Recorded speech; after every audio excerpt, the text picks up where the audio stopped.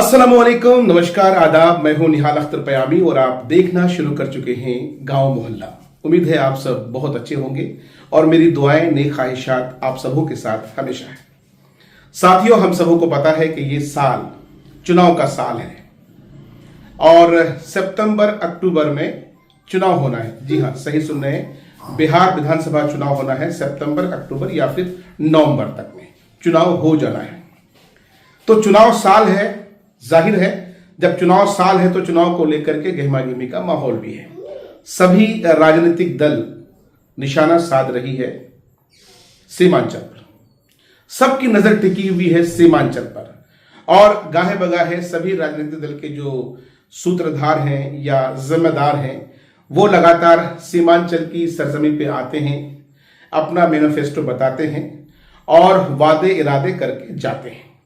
जैसा कि आप सबों को पता है, ऑल इंडिया मजलिस इत्तेहादुल मुस्लिमीन के राष्ट्रीय अध्यक्ष बैरिस्टर असदुद्दीन ओवैसी साहब परसों यानी 3 तारीख को बहादुरगंज की ऐतिहासिक सरजमीन पर तशरीफ लाएंगे। वक्फ संशोधन कानून और पहलगांव जो हमला हुआ है उसको लेकर के मजम्मत करेंगे और साथ ही साथ तौसीफ आलम, कांग्रेस के कद्दावर नेता, उनका जो है साहब वेलकम होगा। ये तमाम तर चीज़ें वहाँ पर होंगी। ये होगा 3 तारीख को। हालांकि ओवैसी साहब कल ही किशनगंज पहुँच जाएंगे, लेकिन आने वाले 6 तारीख को जनसुराज के सूत्रधार प्रशांत किशोर, उनका भी कार्यक्रम है। जी हाँ, उनका कार्यक्रम ठाकुरगंज विधानसभा के पौवाखाली में उनका कार्यक्रम होना है। वो भी जनसभा को संबोधित करेंगे और उनके लोगों का मानना है, उनके लोगों का दावा है, उनके लोगों का कहना है, उनके जिम्मेदारों ने ये स्पष्ट किया है कि हजारों की तादाद में सीमांचल से, किशनगंज से, अलग अलग राजनीतिक दलों से लोग उनकी पार्टी में शामिल होंगे। ऐसा उनके जो जिला मुख्य प्रवक्ता निहाल अख्तर अली है, उनकी तरफ से ये बात कही गई है। आप सबों को पता है कि पिछले दिनों शिवदीप लांडे जी आए थे, जिनकी पार्टी हिंद सेना। उन्होंने भी स्पष्ट कर दिया है कि इस चुनाव में 243 सीटों पर वो अपने उम्मीदवार उतारेंगे। आप सबों को पता है कि बिहार में विधानसभा सीट्स की हम बात करें तो कुल 243 सीट है और शिवदीप लांडे जी अपने उम्मीदवार सभी सीटों पर उतारने का उन्होंने बोल रखा है। और ठीक उसी तरीके से प्रशांत किशोर ने भी कहा है कि वो बिहार की 243 सीटों पर चुनाव लड़ेंगे। आज हमारी मुलाकात हुई वसीम अकरम खां साहब से, जिला अध्यक्ष हैं आजाद समाज पार्टी के, और उनका कहना है, उनका दावा है कि उनकी पार्टी इस बार बिहार में 120 सीटों पर अपने उम्मीदवार उतारेगी और मैक्सिमम लोगों का जो सेंटर पॉइंट होता है वो सीमांचल का किशनगंज होता है। और आप सब जानते हैं, हम सब जानते हैं कि किशनगंज एक मुस्लिम बहुल इलाका है और यहाँ पर जितने सारे कैंडिडेट्स होंगे उतना ही वोटों का बंटवारा होगा, बिखराव होगा। और जब बिखराव होगा तो निश्चित रूप से एक पार्टी, विशेष पार्टी और उसके उम्मीदवार को फायदा पहुंचेगा।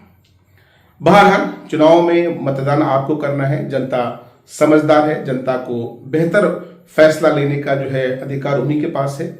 लेकिन जब पार्टियां बहुत सारी होती हैं, बहुत सारे लोग जब अपने अपने उम्मीदवार उतारते हैं तो वोटों का बंटवारा होता है, बिखराव होता है और ऐसे में बहुत कम मार्जिन से अच्छे लोग चुनाव हार जाते हैं।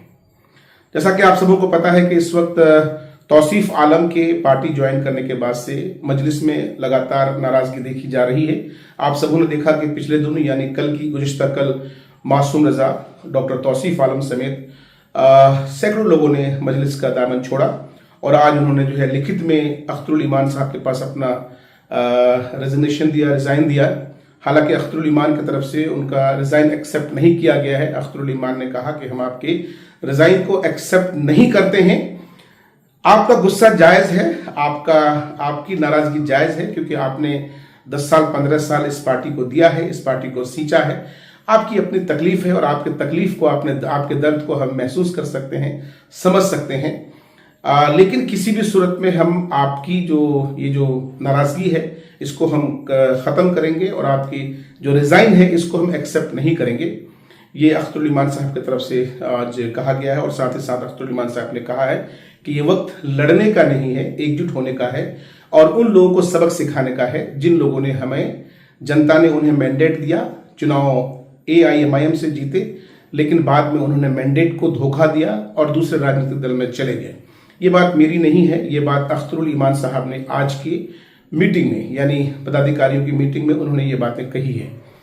वहीं पर जो दूसरी राजनीतिक दल है उनका ये कहना है कि किसी भी नेता के चले जाने से हमारे सेहत पर कोई फर्क नहीं पड़ने वाला है, और ये जो सीमांचल का इलाका है, किशनगंज का इलाका है, और यहाँ के जो मुस्लिम समाज के लोग हैं, क्योंकि ये मुस्लिम अक्सरियत वाला इलाका है, तो यहाँ के लोग सेकुलर मिजाज के लोग हैं और हमेशा से राजद और कांग्रेस पर विश्वास करते हुए आए हैं।